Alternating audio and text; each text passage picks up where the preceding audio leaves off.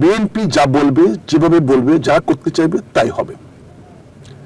বিরোধী দল যতক্ষণ পর্যন্ত না সরকারের সঙ্গে সমঝোতে আসবে, ততক্ষণ পর্যন্ত বিরোধী দলের কোনো প্রস্তাব তো দূরের কথা, এবং যে সংসদ দাঁড়িয়ে কথা বলতে পারবে কি পারবে না সেটাও নির্ভর করছে সরকারি দলের উপরে। হয়তো কথা বলতে দিবে 1 মিনিট, হয়তো 5 মিনিট কথা বলার দরকার, আপনি 2 মিনিট পরে বসায় দিবে। আপনি বলতেও পারবেন না যে আমাকে দেন নাই, আবার আপনি পুরো কথাটা বলতেও পারবেন না। অর্থ সংসদ একটা অদ্ভুত জায়গা। এটাকে মহাসুদন খুব কর্কশ ভাষায় বলেছিল, যেটা গণতান্ত্রিক বিশ্ব প্রতিবাদ করেছিল। সে বলেছিল যে সংসদ হলো শুয়োরের খামার, এখানে শুয়োরেরা গুতাগুতি করে, সিদ্ধান্ত আসে না।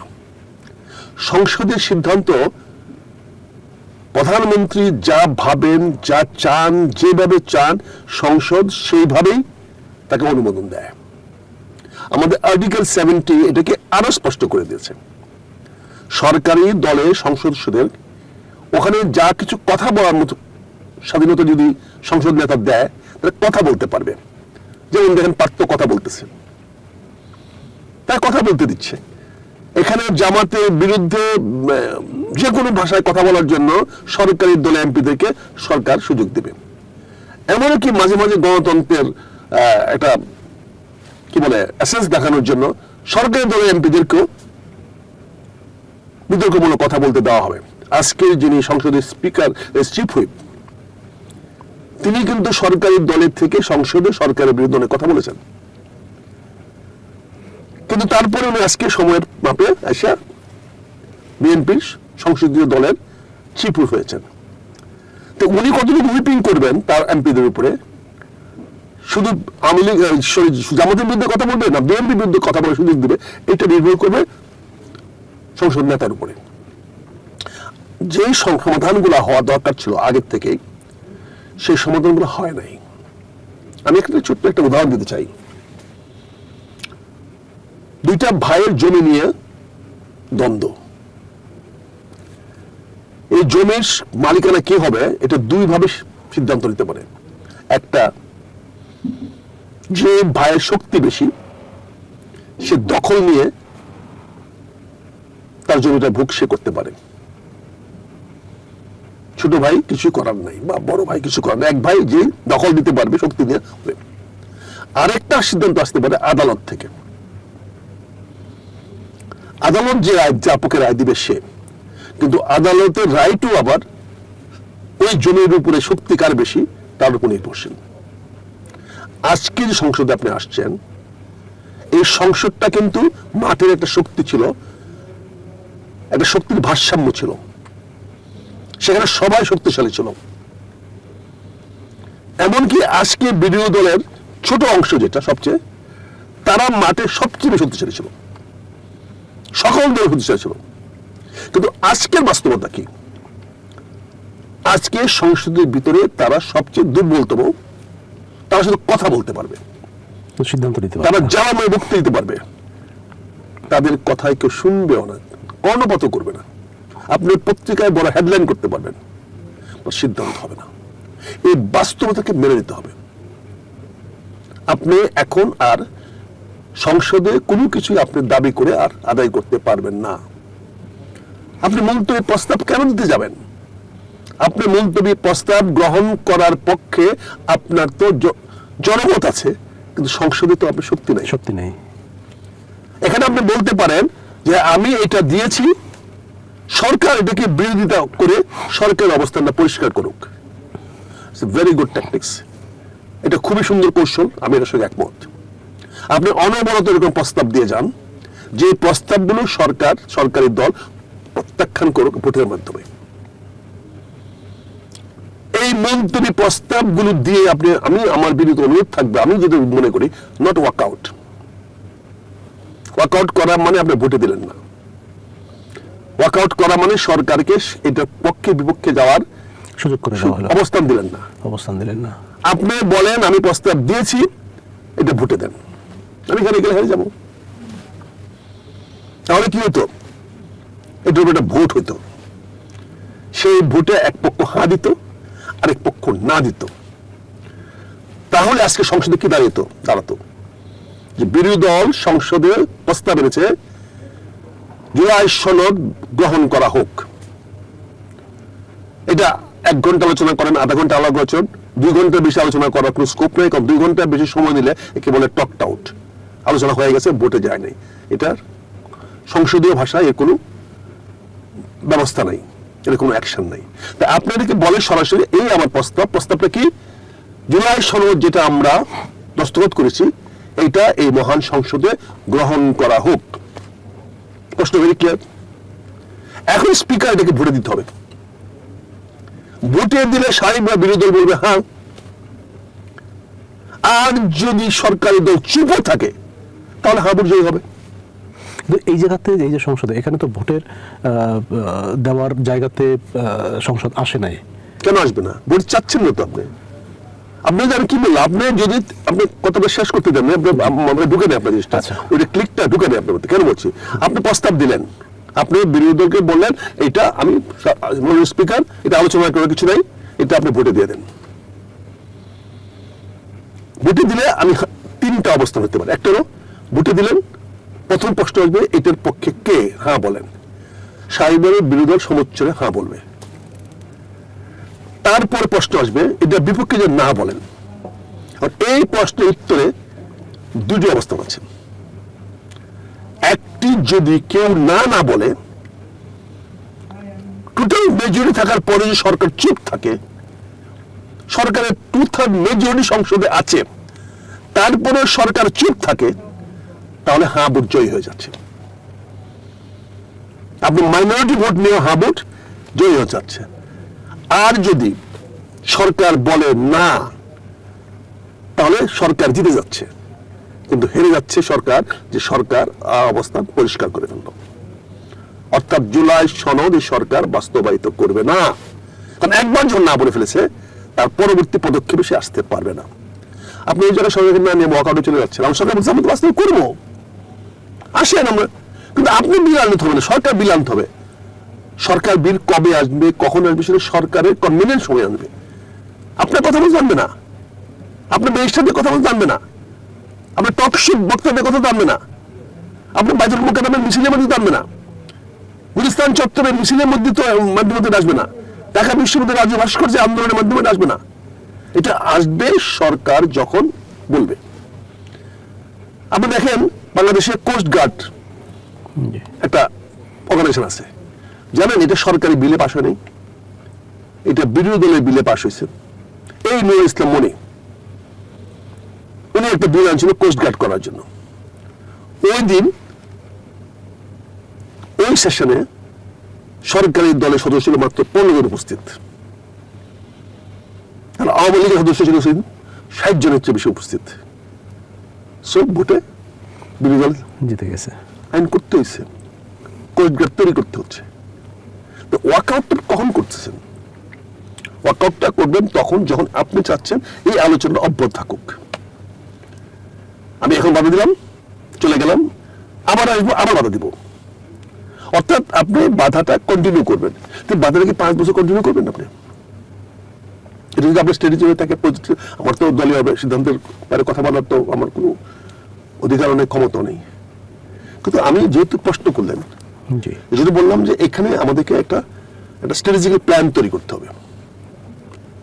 জুলাই সনদ সরকার বারবার বলছে আমরা বাস্তবায়িত করব, ধাপে ধাপে করব, সাংবিধানিকভাবে করব। এখানে সরকারকে ভুল ধরার কোনো সুযোগ আপনার নাই। সরকারের ইন্টেনশন দেখে আপনি সন্দেহ করতে পারেন, কিন্তু সরকার কোনো ভুল বলে নাই।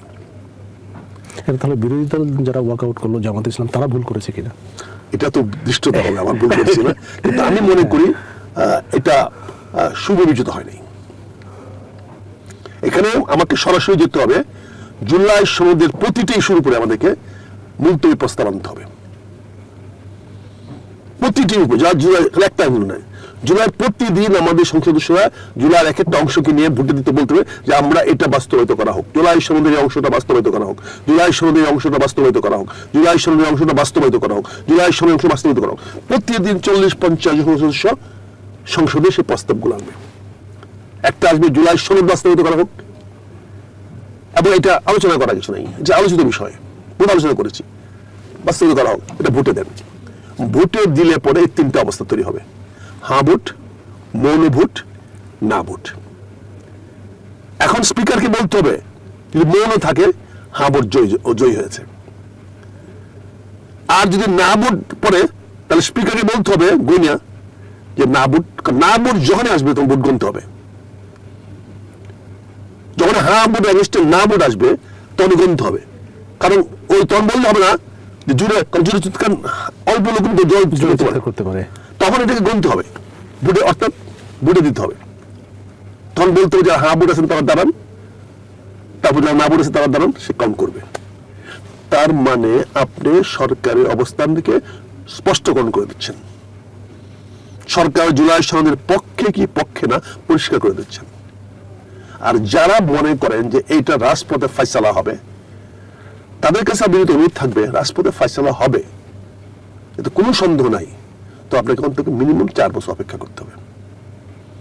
এটা দীর্ঘ প্রক্রিয়ার বিষয়। 4 বছর 4 বছর অপেক্ষা করতে হবে। কারণ সরকারের দুর্বলতম বছর হলো নির্বাচনের শেষ বছর। তখন সরকার জামাই মতো হয়ে যায়, কোনো অপ্রিয় কাজ করতে চায় না। তখন বিরোধী দল শক্তিশালী হয়ে ওঠে, রাজপথের বিরোধী দল। আর 4 বছর সরকার যদি চলে যেতে হয় তাহলে আপনাকে আগে বলে দিতে হবে যে আমরা এই 4 বছর কিছু বলবো না, 4 বছর অপেক্ষা করবো, আপনি কাজগুলো করেন, দেশের মানুষের কল্যাণ করেন, ভালো করেন, আর এগুলো বাস্তবায়িত করেন। না হলে কিন্তু আমরা এটাকে আগামী নির্বাচনের আগে অবশ্যই এটাকে জনগণের সামনে নিয়ে যাব। এটা হলো রাজনৈতিক, আমি তো রাজনীতি বলয়ের বাইরে, আমি তো নগণ্য সদস্য। যেহেতু আপনি একটা মিডিয়া টক্সে আসছে, আমি ব্যক্তি স্বাধীনতা এবং মত প্রকাশের স্বাধীনতার সুযোগ নিয়ে কথাগুলো বললাম। কোন অবস্থাতে দলীয় সঙ্গে কন্ট্রাডিক্ট করে আমারটা বাতিল বলে গণ্য করবেন, আমার বক্তব্যটাকে বাতিল বলে গণ্য করবেন, আমার দলে যে সিদ্ধান্ত হবে এটাই আমি মান্য করব। আচ্ছা, আর একটা বিষয় যে আওয়ামী লীগ আমলে বা ফ্যাসিস্ট আমলে 234 বিলিয়ন ডলার বাংলাদেশ থেকে পাচার হয়েছে বলে গতকালকে প্রধানমন্ত্রী সংসদে প্রশ্নোত্তর পর্বে উল্লেখ করেছেন। তো এই বিষয়টা আপনি কিভাবে দেখছেন? আমি মাননীয় প্রধানমন্ত্রীদের কাছে অনুরোধ করব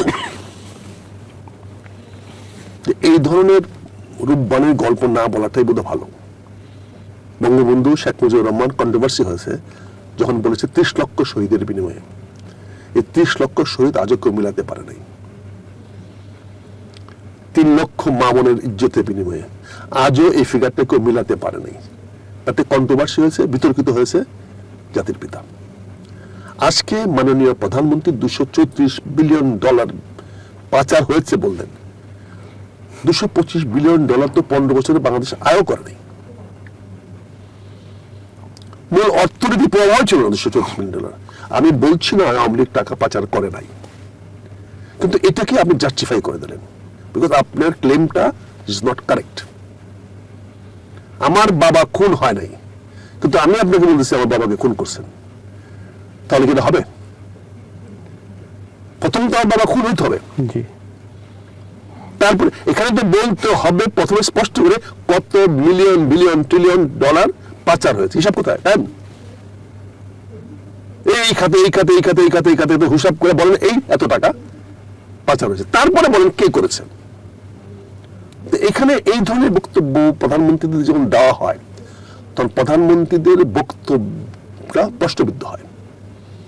প্রধানমন্ত্রী সংসদে সঠিক কথা বলছেন না বা সত্য কথা বলছেন না, এই ধরনের একটা অবয়ব বা আবহাওয়া তৈরি হয়, যেটা একজন প্রধানমন্ত্রীর কি বলে গ্রহণযোগ্যতাকে প্রশ্নবিদ্ধ করে, তার বক্তব্যের গ্রহণযোগ্যতাকে। কারণ আপনি যদি এরকম বক্তব্য দেন যে বক্তব্যটা আপনি এস্টাবলিশ করতে পারছেন না, পরবর্তীতে আপনার বক্তব্যটাকে মানুষ গ্রহণযোগ্য বলে মেনে নেবে না। আমি বিনীত অনুরোধ করব যে সম্ভব হইলে মাননীয় প্রধানমন্ত্রীর কাছে অনুরোধ করব, যারা আপনাকে 234 মিলিয়ন ডলারের হিসাবটা দিয়েছে তাদেরকে আপনি ধরেন, তাদের কাছ থেকে পাই হিসাব নেন, কোন কোন খাতে কেমনে 234 মিলিয়নে পৌঁছলেন, এই ফিগারটাতে আপনি কেমনে পৌঁছলেন, এইটা ব্যাপারে আপনি স্যাটিসফাইড হন। আপনি আগে সন্তুষ্টি নেন, তারপরে জাতিকে আবার পুনরায় দরকার পড়লে কারেক্ট ভাষণ জানান। পত্রিকার হেডলাইন সংসদের ভাষণ হতে পারে না, সংসদে কেউ অসত্য কথা বলতে পারে না, সংসদকে নিয়ে কোনো পত্রিকা রূপবানের গল্প বানাতে পারে না। বস্তুনিষ্ঠ হতে হবে, শতকরা শতভাগ সত্য হতে হবে। এখানে গ্যাস মনে হয় ধারণা করছি এই ধরনের বক্তব্য সংসদে দাও। তেল সংগ্রহ করি, 20 লিটার তেল দিই, 15 লিটার তেল দিই, এনে আমি ঘরে রাখি। এইটা হয়েছে একমাত্র ওই মন্ত্রী সাহেবের সে বছরে। অথচ উনি যদি বাবার বেটার মতো সাহস করে বলতো আজ থেকে এই মুহূর্তে তেলের দাম আমি ডাবল করে দিলাম, তেলের ডিমান্ড 4 ভাগের 1 ভাগ, 10 ভাগের 1 ভাগ কমে যেত। আপনাকে তো সহ্য করতে হবে। যে সমস্যাটা কালকে ফেস করবেন, এটা আজকে ফেস করার নাম হচ্ছে লিডারশিপ। যে সমস্যাটা আগামী দিনে হবে, এই সমস্যাটা আমি আজকে ফেস করে সলভ করবো, যদি আগামী দিনে সমস্যা না হয়, এটার নাম হচ্ছে নেতৃত্ব। এই নেতৃত্ব দিব। এখন আপনি যে জায়গায় গিয়েছেন, আপনি যেভাবে তেলের ঘাটতিতে পড়েছেন, যেভাবে আপনি ঘরের টাকা শেষ করে ফেলছেন, বাক্সের টাকা শেষ করে ফেলছেন, আগামী দিনে আপনি তেলের দাম না বাড়ায় কোথায় যাবেন? বিশ্ববাজার থেকে $105 তেল কিনে আন না, আপনি আমাকে $30 তেল বিক্রি করবেন। এত বড় ধনবিত্তশালী সরকার তো আপনি নন। তারপরে আপনি রেশন কার্ড দিবেন, কৃষি কার্ড দিবেন, ফ্যামিলি কার্ড দিবেন। আপনি কি টাকার টাকশাল কি ব্যক্তি বানায় ফেলছেন? আবার বলছেন টাকা ছাড়াবেন না। আপনি কি গোল্ড রিজার্ভ আছে? আপনার যে 35-32 বিলিয়ন ডলার হিসাব আছে, অলরেডি তো $4 বিলিয়ন খরচ করে হচ্ছে এই কদিনের তেল আর এয়ার দিতে গিয়ে। তাহলে সামগ্রিক ভাবে এটা পুরো অব্যবস্থাপনার কারণে এটা হয়েছে। সময় মতো সিদ্ধান্ত নিতে পারছেন না। Decision delayed is no decision. বুঝতে পারছেন? তাহলে আপনি ডিসিশন ডিলে করতেছেন কেন? আপনি অপারেশন করতে হবে, এটা আজকে না করলে কালকে আরো ক্রিটিক্যাল হবে, পরশু আরো ক্রিটিক্যাল হবে, 4 দিন পরে রোগী আরো ক্রিটিক্যাল হবে। তখন অপারেশন করার পরে রোগী বাঁচবে না। বাংলাদেশে তো তেল উৎপাদনও হচ্ছে, বিশেষ করে অকটেনটা বাংলাদেশ তো আমদানি করে না। অকটেনটা তো বাই প্রোডাক্ট। জি, অকটেনটা তো আমার ডিমান্ডও কম। অকটেনের তো দাম কমলেও কিছু আসে না, বাড়লেও কিছু আসে না, এটাই করে। আমার মেন হলো ডিজেল, এবং ডিজেলটা আমি সরাসরি ডিজেল আনতেছি না, আমি ক্রুড অয়েল আনতেছি, সেখান থেকে আমি রিফাইন করে পাচ্ছি। কিন্তু এখন এই প্রসেসটা নাই। এখন কি হচ্ছে, অলরেডি ওই যে বললাম 4 দিনের রিজার্ভ ফ্রিজে চলে গেছে। এখন বাজারে মাছ পাবেন না, এবং মাংস পাবেন না। এই সংকটটা সারা দেশে যে এই যে বিভিন্ন তেল পাম্পগুলোতে যে সংঘর্ষ বা বড় ধরনের একটা যানজট আমরা দেখতে পাচ্ছি, এটা মূলত এই ব্যবস্থাপনার কারণেই হচ্ছে। দেখেন, টেলিভিশনে মনিরুল ইসলাম নামের জয়েন্ট সেক্রেটারি দিয়ে আপনি তেলের ব্যাপারে ব্রিফিং দেওয়াচ্ছেন, প্রেস কনফারেন্স করাচ্ছেন। সে নিজেও বলতে পারতেছে না, 3টা স্টেটমেন্ট দিয়েছে কি কতটুকু তেল মজুদ আছে, কতটুকু ডিমান্ড আছে, এইটা স্পষ্ট করে সে বলতে পারছে না। অথচ তাকে দিয়ে আপনি টেলিভিশনে প্রেস বিজ্ঞপ্তি দিচ্ছেন, করতেছেন। মন্ত্রী না, সচিব না, ডিজি পেট্রোলিয়াম কর্পোরেশন চেয়ারম্যান না, বুঝছেন না, জয়েন্ট সেক্রেটারি না, তাকে দিচ্ছেন। এবং সে ফিগারটা বলতে পারছে না। সুন্দর চেহারা, বোঝা যাচ্ছে যে পাওয়ার সাইকেলের লোক, বুঝছেন না, ক্ষমতার লোক। এই যদি করেন তাহলে তো ক্ষতি হবে মাননীয় প্রধানমন্ত্রীর। ছাগল দিয়ে তো আর হাল চাষ করা যাবে না। আপনি ছাগল দিয়ে যদি আপনি হাল চাষ করান তাহলে এই অবস্থা হবে।